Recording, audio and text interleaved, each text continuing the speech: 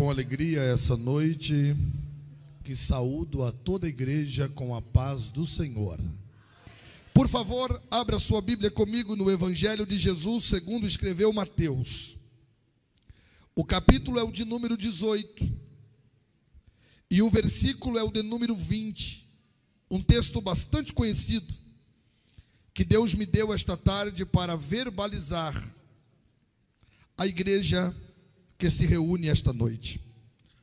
Capítulo 18, versículo 20 de Mateus. E depois, por favor, Lucas capítulo 13. Aqueles que encontraram, por favor, se manifestem dizendo amém. Mateus 18 e 20 diz assim: porque onde estiverem 2 ou 3 reunidos em meu nome, aí eu estou no meio deles. Lucas capítulo 13, por favor. Vamos evocar a autoridade do texto sagrado. Lucas capítulo 13, versículo 10 apenas, que diz assim: e ensinava no sábado numa das sinagogas. Antes de tomar o seu assento, olhe para a pessoa que está ao seu lado e diga para ela: esta noite iremos aprender sobre o culto da lei e o culto da graça. Diga para ele: graças a Deus que nós não estamos no culto da lei, nós estamos no culto da graça. E aqui é tudo de graça, por graça, e seremos cheios da graça. Só quem quer participar da graça, dá o melhor grito de glória a Jesus que você puder, porque Ele é o autor do culto da graça. Tome o seu assento, por favor, e vamos à palavra de Deus. A mensagem que quero verbalizar é esta: o culto da lei e o culto da graça. Quando olhamos para a Bíblia Sagrada e nos deparamos com o Evangelho, vemos Deus usar 4 evangelistas para reportar-nos o ministério sagrado e salvífico de Jesus. Ministério esse que impactou o mundo de então e continua impactando vidas até o dia de hoje. O ministério santo, bendito e glorioso do Senhor Jesus Cristo. A Bíblia diz, e os evangelistas reportam-nos e afirmam-nos, que o ministério de Jesus foi marcado por milagres. A palavra milagre se origina do termo terata, maravilha. Aquilo que contraria a lei da lógica, a lei da normalidade. Milagre não se explica, milagre se recebe e se crê naquele que o operou. E eu não sei se você acredita que numa introdução bíblica Deus já pode falar. O Espírito Santo está ministrando ao meu coração que esta noite será noite de milagres neste santuário.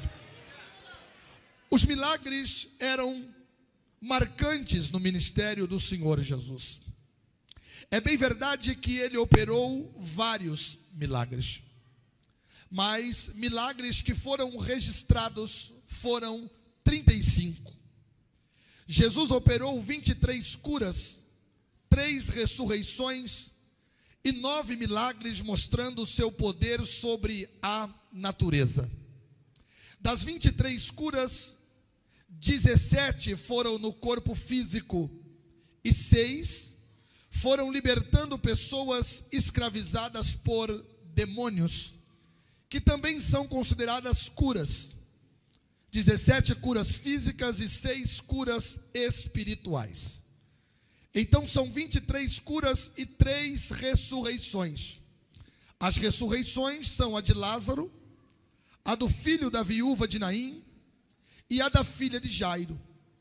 O interessante é que todo enterro que Jesus encontrou, ele transformou em festa. porque ele não gostava da morte e também não gostava de morto. A morte, Paulo diz em 1 Coríntios 15:55, que foi tragada pela vitória. Paulo escreve: onde está, ó morte, o teu aguilhão? Onde está, ó inferno, a tua vitória? Tragada foi a morte pela vitória. Sabe qual é a maior máxima do Evangelho? A pedra do sepulcro está removida, o sepulcro está vazio, o príncipe da vida venceu a morte, ressuscitou ao terceiro dia, para que tenhamos vida e a tenhamos em abundância. Ele vence a morte e também ressuscita os 3 mortos que ele encontra. Eu não sei se você acredita que o Espírito Santo se manifesta de forma profética em uma mensagem, mas esta noite será noite de ressurreição para a sua vida. Eu ministro como profeta de Deus e da Bíblia Sagrada sobre você e sua família. Tudo que está morto vai voltar a viver esta noite. Vai voltar a viver os teus sonhos, as tuas esperanças, porque o Jesus da Bíblia é o Jesus que dá vida. Jesus opera 35 milagres. 23 curas, 3 ressurreições e 9 milagres mostrando o seu poder sobre a natureza. Ele é o Jesus que multiplica 5 pães e 2 peixes. Ele é o Jesus que tem autoridade para dizer ao vento: aquieta-te, e ao mar: acalma-te. Ele é Deus entre os homens. Ele é o Emanuel. Ele é Deus conosco. O capítulo 13 de Lucas vai reportar-nos mais um milagre que ele operou. E este milagre é no mínimo estarrecedor, que é o milagre da libertação da mulher curvada. Em outra tradução, corcunda. Em outra tradução, paralítica. No termo mais profundo da língua grega, atrofiada. Esse milagre é no mínimo impactante, estarrecedor. Mas antes de falar sobre este milagre que já ocorre em um culto chamado culto da graça, eu preciso explicar a primeira leitura que fiz em Mateus, no capítulo 18 e versículo 20, porque ali nós vamos entender qual é ou quais são as diferenças entre o culto da lei e o culto da graça. Perceba que o capítulo 18 de São Mateus, Jesus está ensinando a respeito de relacionamentos. Porque existem pessoas que não sabem se relacionar. Não sabem se relacionar em primeira instância com Deus e não sabem também se relacionar com os seus irmãos. Quando olhamos para a cruz, o elemento da crucificação, vemos que a cruz tem 2 hastes. A haste horizontal fala da comunhão que temos que ter uns com os outros. E a haste vertical fala da comunhão que temos que ter com o céu. Então, em primeiro lugar, eu preciso entender que antes de Deus fazer através de mim, primeiro Deus vai fazer em mim. Antes que Deus me use para os outros, primeiro Ele quer que eu me relacione com Ele, a ponto das pessoas olharem para mim e verem Ele na minha vida. E se eu me relacionar bem com Ele, eu não terei dificuldade para me relacionar bem também com o meu próximo, com os meus irmãos. Um dos grandes desafios da igreja do tempo odierno é acabar com as disputas, com as rivalidades, porque aquilo que nos une é muito maior do que aquilo que nos separa. Quando olhamos para o livro de Atos, capítulo 3, eu vejo uma expressão comum, que é senso comum, não é reveladora, mas é algo que pode ser muito bem aplicado dentro desta introdução e deste preâmbulo. E qual é? A Bíblia diz em Atos, capítulo 3, que Pedro e João estão subindo juntos ao templo à hora da oração. Eu percebo que eles estão juntos. Diga comigo, por favor, juntos. Se eles estão juntos, eles não estão separados. Se eles não estão separados, eles estão juntos. E se você vai estudar a biografia dos discípulos e depois dos apóstolos, você vai entender que há uma ordem para essa colocação. Porque ninguém será apóstolo sem antes ser discípulo. Vivemos uma época de muita gente achando que ministério nasce pronto, mas não nasce. Primeiro você é chamado, depois você é discípulo e depois você vira apóstolo. Ninguém vai ser mestre sem antes ser aluno. Ninguém vai levantar para ensinar sem antes sentar para ouvir. E a Bíblia diz que agora Pedro e João são apóstolos, mas antes disso foram discípulos. E quando você estuda a biografia dos apóstolos, você vai entender que não há ninguém tão diferente do que Pedro e João. Olha o caráter de Pedro, olha o temperamento de Pedro, olha o temperamento de João. Eu preguei na nossa sede no Belém, mês passado, e tive o privilégio de ter o pastor Reginaldo me ouvindo naquela noite, quando falei sobre Pedro cortando a orelha de Malco. Isso mostra que Pedro não brincava em serviço. Pedro era um homem da espada. Pedro era o homem que, se precisava, arregaçava a manga e ia para a briga. João não. João é o mais novo dos discípulos e é aquele que coloca a cabeça no peito do mestre. João é amoroso. João tem um sistema diferente do de Pedro. Só que o que mais me chama a atenção é que, mesmo eles sendo diferentes, eles estão juntos. Quando as nossas diferenças não nos separarem mais, os milagres vão voltar a acontecer no seio da igreja.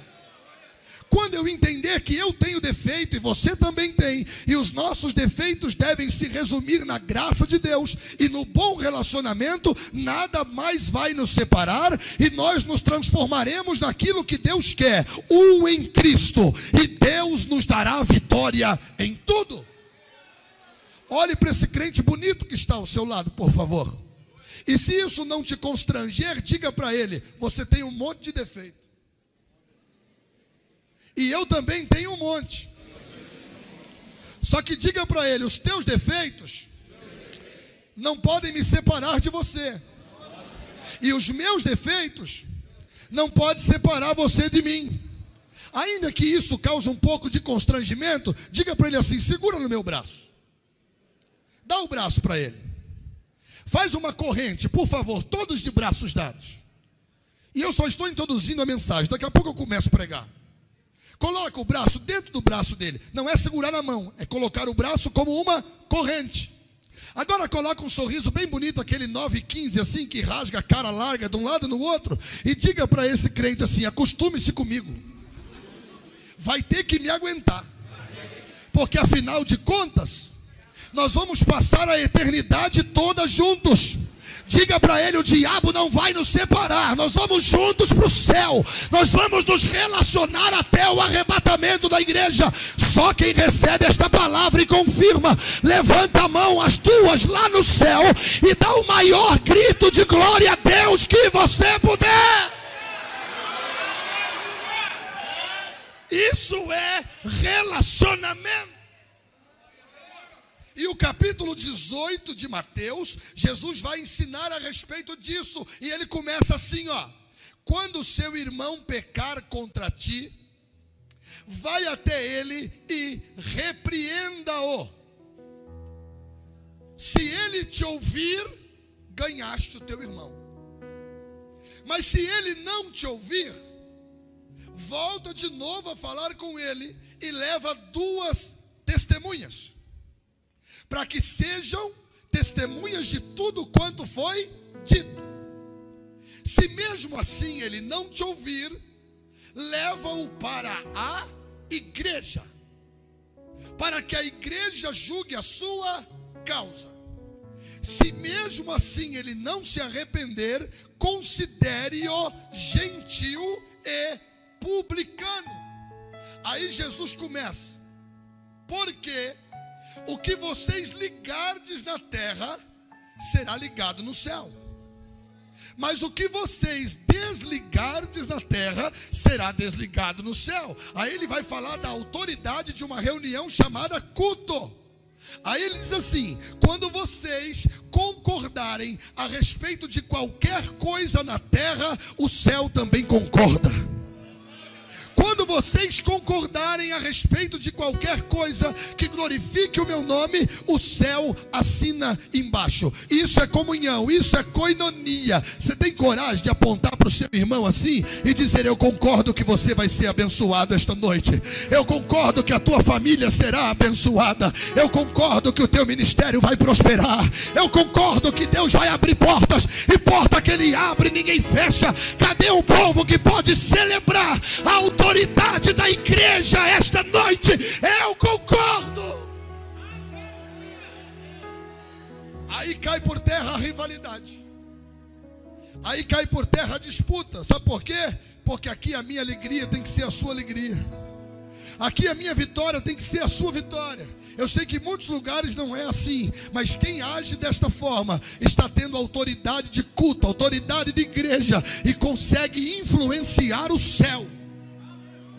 Quando Jesus está dizendo sobre este assunto, e eu estou sentindo graça para pregar aqui, parece que eu estou em casa. Por isso que é bom pregar em igreja de pregador, não é? Porque o povo ama a palavra. Porque tem uns cultos aí que só o sangue de Jesus, parece que o povo veio para brincar de múmia. Ninguém dá glória a Deus, o pastor não abre a boca para dar aleluia. A melhor frase que inventaram na Assembleia de Deus é que a igreja é o reflexo do pastor, irmã Michele. Se o pastor adora, o povo adora. Se o pastor glorifica, o povo glorifica. Se o pastor tem Bíblia, o povo ama a Bíblia. Aí Jesus vem. Aí Jesus vem e diz assim, ó: liga aqui embaixo que eu ligo lá em cima. Concorda aqui embaixo que eu concordo lá em cima. Aí ele diz assim, ó: aonde tiver 2 ou 3 reunidos em meu nome, aí eu estou no meio deles. Quando Jesus diz isso, e agora eu começo a pregar. Quando Jesus diz isso, aonde estiver 2 ou 3 reunidos no meu nome, Ele está dizendo culto da graça. Por que Jesus diz 2 ou 3 reunidos em meu nome? Porque não é qualquer culto que Jesus vem. Ah, pastor, agora o senhor está falando uma heresia. Eu vou explicar. Pastor Reginaldo, tem culto que Jesus não vem. Por quê? Tem culto que é tão ruim, com gente tão religiosa, hipócrita, que vem para a igreja para não adorar, que Jesus não vem. Que isso, pastor? Eu provo na Bíblia. O culto de Laodiceia, Jesus não foi. Ele estava do lado de fora, batendo na porta, dizendo: gente, abre. Eu queria muito entrar aí, mas o culto de vocês está tão ruim que eu não posso entrar. Jesus não foi para o culto de Laodiceia. E sabe por que tem culto que Jesus não vem? Porque tem um culto no céu que não acaba nunca. Você acha que ele vai sair de um culto aonde os anjos estão adorando, aonde os querubins estão adorando, aonde os 24 anciãos estão tirando a coroa da cabeça, para vir para um culto de gente de cara feia que não quer adorar? Ele fica no céu. Mas quando o povo resolve adorar, aí ele se levanta, e céu e terra é a mesma grei. Ele diz: eu vou no culto lá em Mirante, porque lá os jovens me adoram, os varões me adoram, o anjo da igreja me adora. Aí ele vem para o culto. Deus, é hoje. Por que tem culto que ele não vem? Porque o culto da terra é temporal, o culto do céu é atemporal. O culto da terra tem hora para começar e hora para terminar. Isso nos remete à ordem. Mas nessas 2 horas, quando o povo resolve se entregar, ele vem, e vem com força. E sabe o que é bonito? Quando Jesus vem, ele não vem sozinho, ele vem com a glória, porque ele é o único que tem glória. Ele vem com a carruagem de glória inteira. E quando começou esse culto no céu? Isso aqui é revelação. Esse culto no céu começou quando Jesus voltou para casa. Para eu entender o culto do céu, eu tenho que entender Salmo 22, 23 e 24. No Salmo 22, Jesus tem a cruz. No Salmo 23, o cajado. E no Salmo 24, a coroa. No Salmo 22, ele é o substituto no nosso sofrimento. Substituiu-nos na cruz. No Salmo 23, ele tem o cajado de pastor. Cajado fala de autoridade. E no Salmo 24, ele tem a coroa. Só que o Salmo 24, irmã Michele, ele coaduna com Atos capítulo 1. É Atos capítulo 1 que vai me ensinar que começou o culto no céu. Sabe por quê? Jesus vai voltar para casa. E a Bíblia diz em Atos 1 que tem uma multidão ao redor dele. E de repente Jesus começa a sair do chão, literalmente. A Bíblia diz que Jesus começa a levitar. Ele começa a sair do chão, 5 metros, 10 metros, 15 metros. Daqui a pouco o povo está assim. Está indo para onde? Fica tranquilo, ele está voltando para casa. Ele vai começar um culto eterno que nunca mais vai terminar. Ele está voltando para casa e alguém prega dizendo: ei, fica tranquilo, o mesmo que está subindo é o mesmo que vai voltar, é o mesmo que vai arrebatar a igreja. Ele só está indo começar o culto no céu. E como é que começa esse culto? Ele já carregou a cruz, ele já tem o cajado de pastor. Agora ele está voltando. E ele está voltando com o troféu da redenção. Ele está voltando com a marca do sangue. E quando ele está entrando pelos portões celestiais, começa a cantar o Salmo 24: levantai, ó portas eternas, as vossas cabeças, e entrará o Rei da Glória. Quem é este Rei da Glória? O Senhor dos exércitos, forte, poderoso na guerra. Ele é o Rei da Glória. Voltou, sentou no trono, começou o culto eterno. Agora vocês acham que ele vai deixar um culto desse para vir para os cultos ruins de aguentar que tem aqui embaixo? Só vou te dar uma palhinha do culto do céu. 24 anciãos, 12 patriarcas e 12 apóstolos, que se levantam, tiram a coroa da cabeça. O senhor vai em Israel, o senhor vai ouvir isso lá no Muro das Lamentações. Eu estava no Muro das Lamentações e perguntei para um rabino judeu: ei, por que esses judeus que são convertidos ficam no pé do muro, e se eles ficarem aqui 10 horas, eles ficam 10 horas assim, ó? Eu disse: não cansa?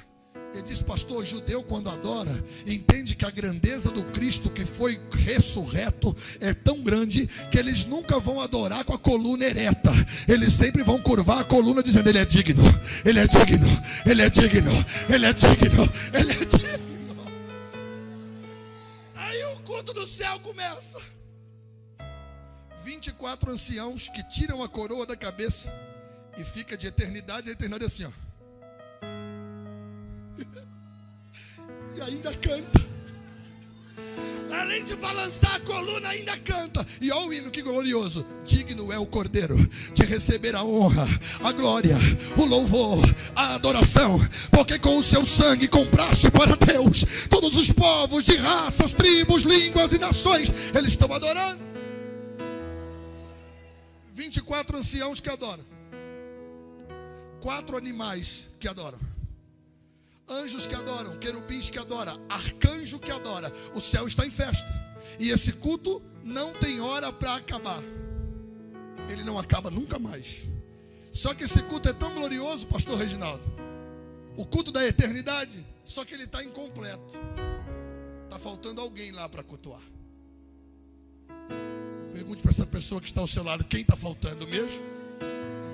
Eu vou só falar um versículo, se você entender, adora do jeito que você sentir. Quem é essa que vem subindo do deserto como um exército com bandeiras? Quem são esses de brancos vestidos? Esses são os que lavaram as suas vestes no sangue do Cordeiro. O culto do céu será completo quando eu e você chegarmos lá. E para sempre vamos adorar ao Cordeiro. Só quem vai cultuar com Jesus no céu, levanta as 2 mãos mais alto que você puder. Estica o cotovelo, toca no sobrenatural de Deus. Você tem esperança de ir para lá? Então começa a aprender a adorar aqui. Abre essa boca e dá um grito de glória para chacoalhar a sua garganta.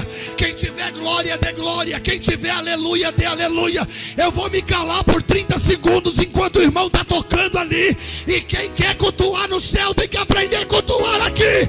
Abre a boca para adorar a Jesus. Labadarás Uriacalabachobianda labadaraba Shuribicanda labadaraba Candarabahai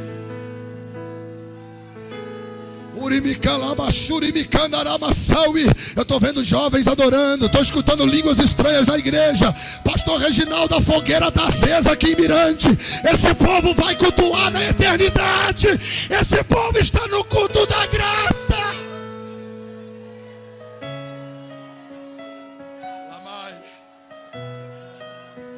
Coloca para fora um pouco dessa unção que você está recebendo. Eu vou ser mais ousado porque eu estou recebendo autoridade profética. Solta esse grito de vitória que está entalado na sua garganta há tanto tempo. Começou o culto da graça.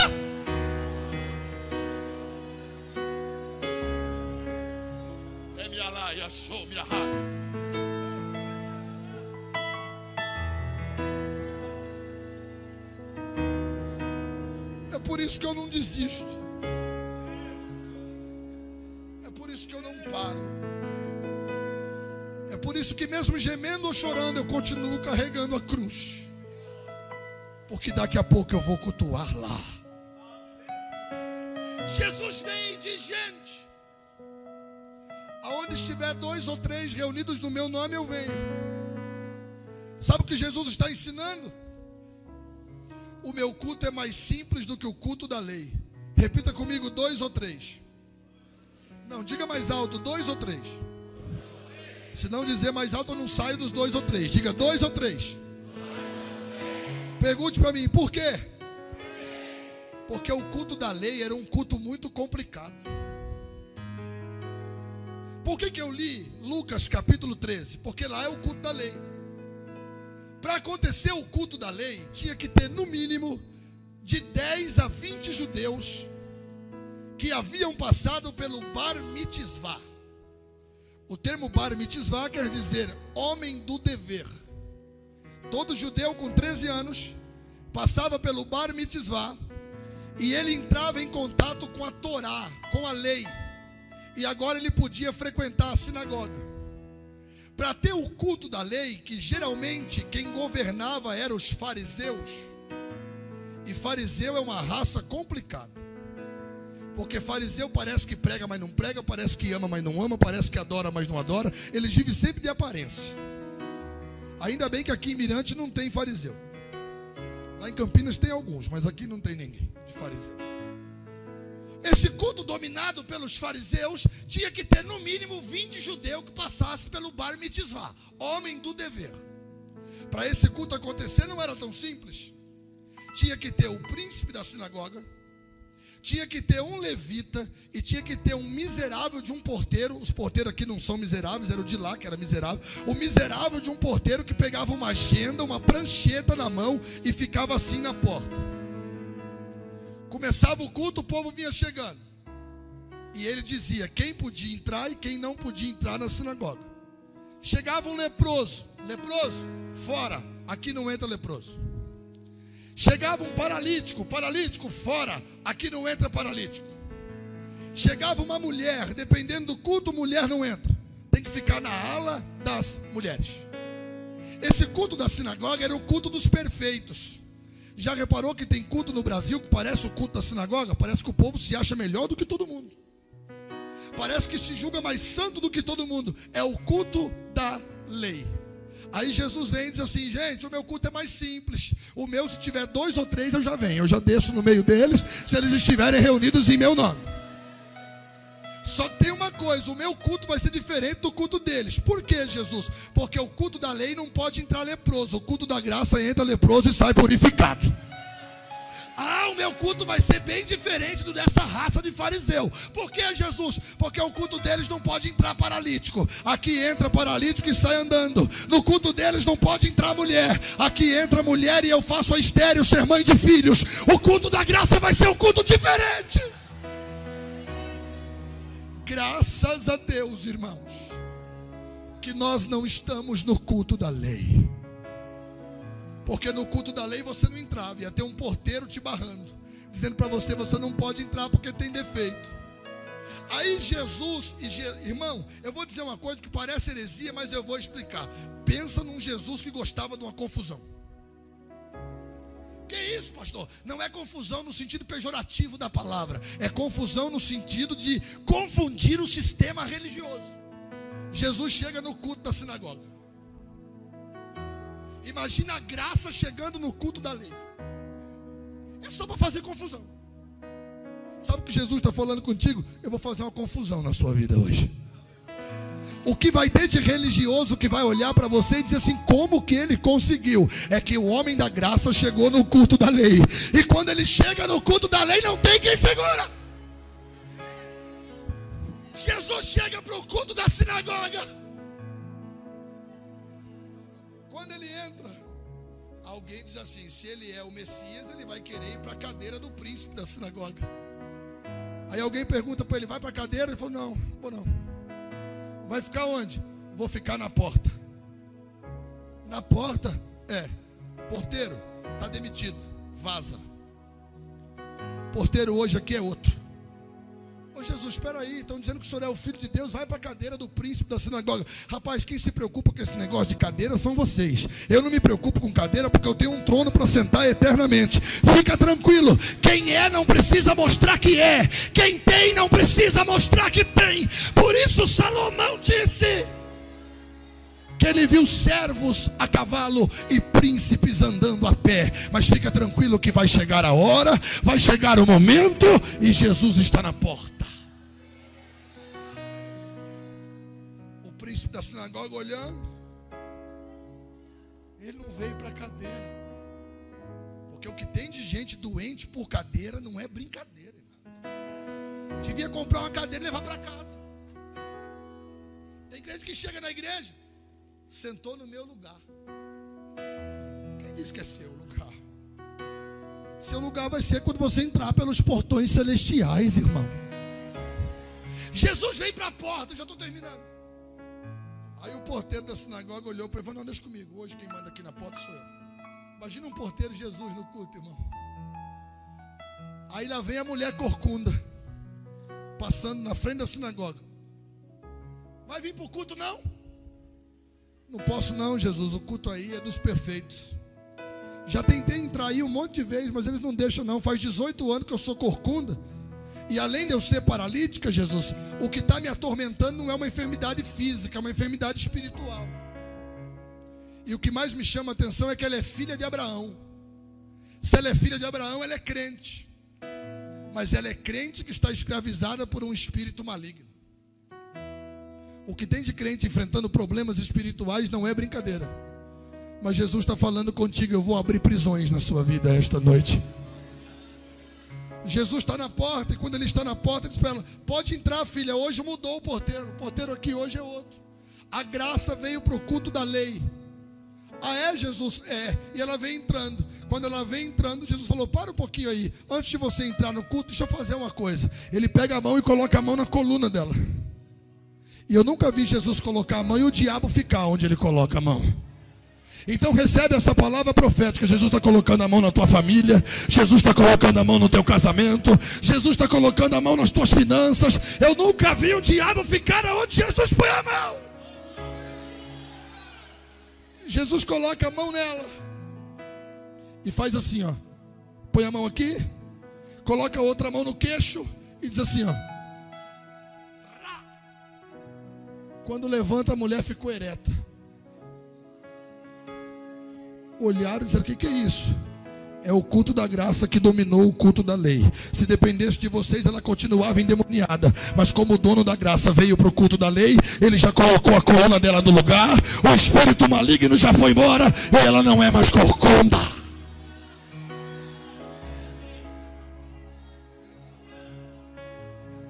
Sabe o que é mais lindo? Jesus levantou ela. Imagina 18 anos corcunda olhando para baixo, porque o diabo é tão sujo que ele caiu e ficou embaixo, então ele quer que todo mundo olhe para baixo. Já percebeu que a estratégia do diabo é sempre fazer você olhar para baixo? Olha ele tentando Jesus no deserto, gente. Manda essas pedras transformarem em pães, pedras estão embaixo. Pula do pináculo do templo, para pular tem que olhar para baixo. Tudo isso te darei se prostrado me adorares. Para olhar tem que olhar para baixo. Jesus não olhou para baixo, não mandou ele embora e foi servido por um banquete por anjos. Eu vou liberar uma palavra profética, eu estou encerrando. A luta do diabo é te ver olhando para baixo, com a autoestima caída, com a vida arrebentada. Mas Jesus está falando contigo. Eu te trouxe aqui esta noite para olhar para cima. E eu vou te levantar para você olhar para cima. Eu vou tocar em você para você voltar a olhar para cima. Jesus toca nela e levanta. Quando levanta, a coluna ficou reta. Você já reparou que enquanto você está vivendo uma vida desgraçada, ninguém se incomoda com você? É só você ser abençoado que se levanta uma raça do inferno. Pastor Reginaldo, eu tenho ganhado os inimigos gratuitos. Gente que nunca parou para conversar comigo. E dizem nos corredores, eu não gosto dele. Sabe por quê? Aquilo que Deus faz na sua vida incomoda os invejosos. Só que se depender de Jesus, ou o invejoso se converte ou vai morrer de infarto. Porque Ele vai continuar te abençoando. Ele vai continuar prosperando a sua vida. Esses dias alguém me mandou um e-mail mal criado. Paola ficou triste, preocupada. E ele dizia assim: eu não gosto do senhor, não gosto do seu jeito de pregar. Para mim o senhor não deveria estar pregando nos eventos que o senhor está pregando. E eu olhei para o e-mail, anônimo, porque geralmente são covardes. A Paola olhou para mim e falou: e agora? Está falando mal de você. Eu disse: Paola, fica tranquilo. Mas está falando mal. Eu disse: entra na fila e pega a senha. Sempre vai ter alguém descontente com o que Deus está fazendo na sua vida.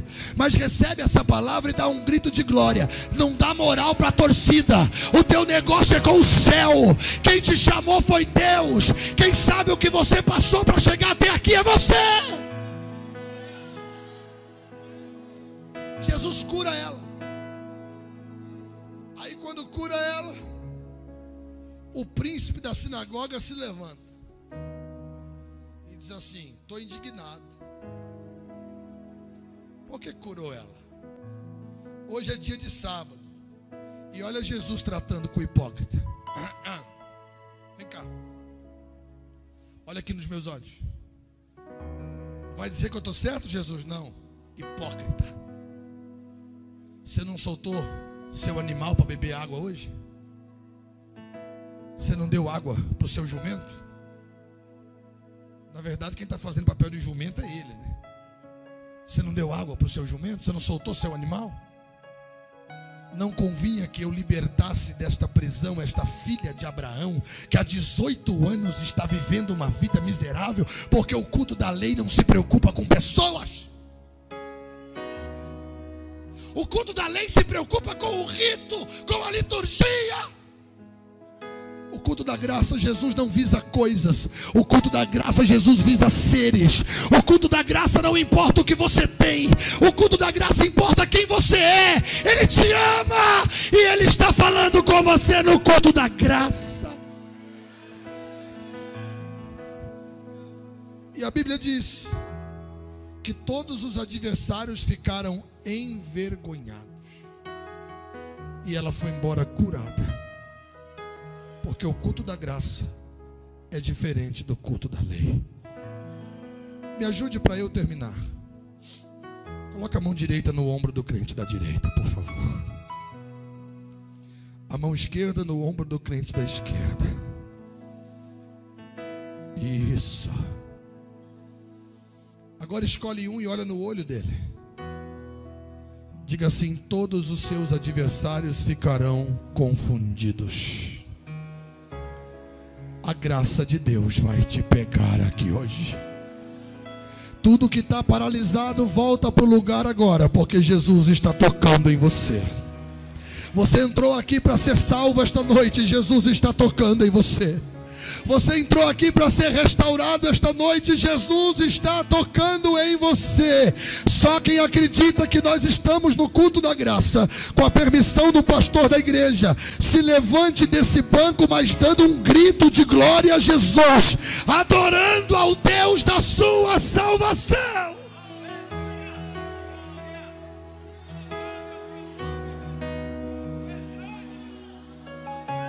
Levante as duas mãos ao céu novamente.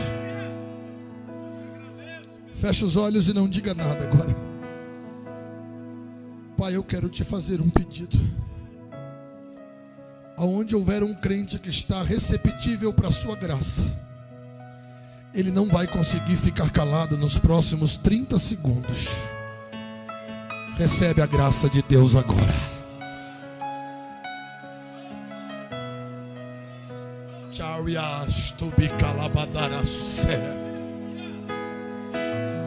Deixa fluir essas línguas estranhas na sua boca. Pastor Reginaldo, olha que coisa linda. Quem disse que jovem não fala língua estranha? No culto da graça tem graça para quem quer graça. Coloca para fora esta unção que você está recebendo de Deus. Eu vou me calar por 30 segundos a partir de agora. E aonde houver a graça de Jesus, haverá glória, haverá adoração, haverá renovo. Recebe a graça.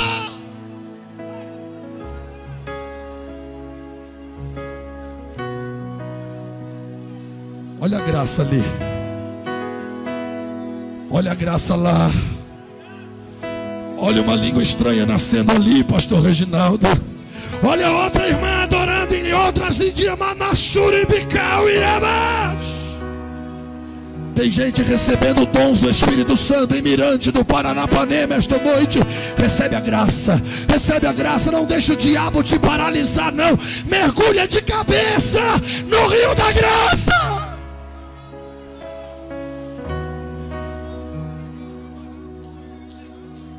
Há um mistério de graça tomando esta casa.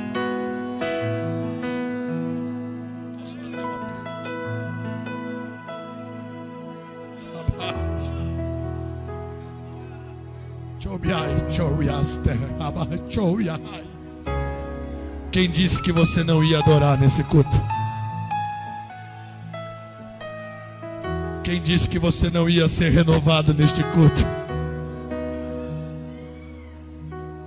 Quem disse que você não ia chorar nesse culto?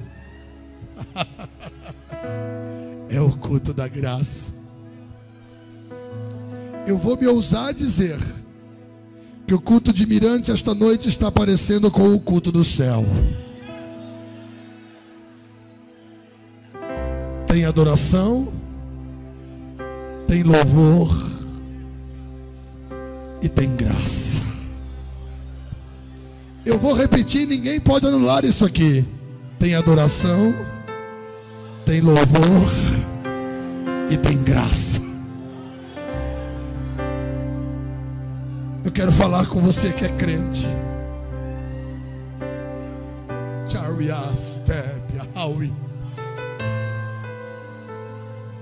Pastor Eduardo, eu estou lutando para chegar nesse culto eterno. Eu preciso tanto da graça. A lei me põe para fora, mas a graça me puxa para dentro. A lei me exclui, mas a graça me inclui. A lei me diz que eu não posso, mas a graça olha para mim e diz: ei, o meu poder se aperfeiçoa na tua fraqueza. Eu não quero falar agora com crentes da lei. Eu quero falar com crentes da graça, que reconhecem que é matar um leão por dia para chegar no céu, que reconhecem que é carregar a cruz cada dia, e que muitas vezes estão como Paulo: o bem que quero fazer não faço, mas o mal que não quero acabo fazendo. Olhe nos olhos desse profeta que está lhe falando a palavra. Quem conhece o altar sabe que altar não é lugar de morte. Altar é lugar de vida. Você morre para você, mas vive para a graça.